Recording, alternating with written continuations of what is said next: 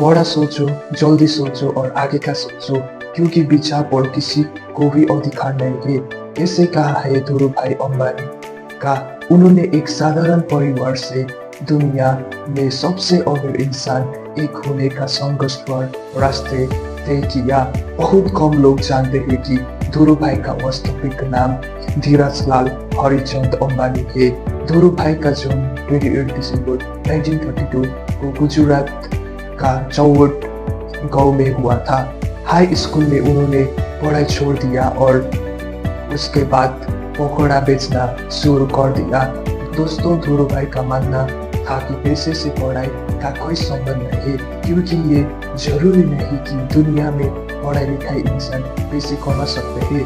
कुछ साल तक घूम घूम कर पकौड़ा बेचने के बाद सन 1948 में 16 साल की उम्र में अपना भाई रामानिकन के साथ अपना एक दोस्त के साथ यमन के एडन शहर में काम करने चला गया। एडन पहुंचकर उन्होंने पहली पेट्रोल पंप पर काम किया। फिर कुछ दिन के बाद उसी कंपनी में मैनेजर पोस्ट पर 300 रुपीज में काम करने लगा। वो अपने दिन भर काम के बाद कहीं न कहीं पार्ट टाइम करता था, जिससे उनके पास ज्यादा पैसे था। लेकिन फिर भी उनके दिमाग में कहीं न कहीं रहता था कि उन्होंने अगर अमीर बनना है तो अपना खुद का बिजनेस करना होगा और बिजनेस के लिए पैसे तो चाहिए होगा। कई जगह काम करने के बाद उन्होंने कभी भी अपना काम में कमी नहीं की और पूरा मेहनत और लगन से अपना दायित्व को पूरा किया। इसीलिए काम से खुश होकर कंपनी की मालिक ने उनकी प्रमोशन एक मैनेजर की पद पर कर दिया। लेकिन थोड़ा दिन उस काम को करने के बाद उन्होंने काम छोड़ दिया और अपना घर लौट गया कि उनकी दिमाग में तो कुछ और ही चल रहा था। 1955 में उन्होंने 15,000 रुपए लगाकर अपना चचेरा भाई चंपकलाल के साथ मिलकर मसाला और पॉलिस्टर धातु की आयात का बिजनेस स्टार्ट किया। उनकी मेहनत की दम पर अगले कुछ साल में ही कंप्यूटर की टर्नओवर 10 लाख रुपए हो गया।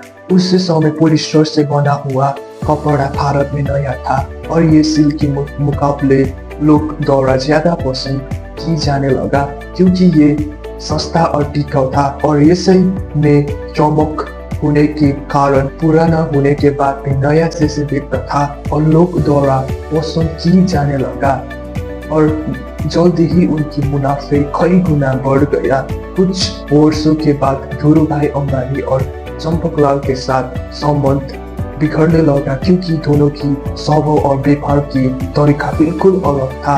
लेकिन धीरूभाई ने कभी पीछे मुड़कर नहीं देखा और देखते ही देखते उन्होंने समय के साथ चलते उन्होंने टेलीकॉम्स, एनर्जी, इलेक्ट्रिसिटी और पेट्रोलियम जैसे व्यापार में कदम रखा था और अब उनकी सफलता का अनुमान इस बात से लगा सकता है कि आज धीरूभाई का कंपनी में 90,000 से अधिक एम्प्लॉय से और भारत में उनकी कंपनी आज भी टॉप पे है।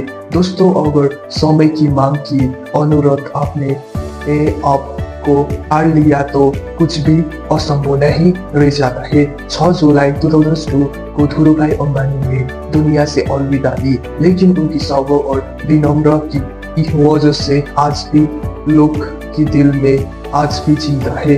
धीरूभाई का कहना है, जो सपना देखने की हिम्मत करता है वो पूरी दुनिया को जीत सकता है।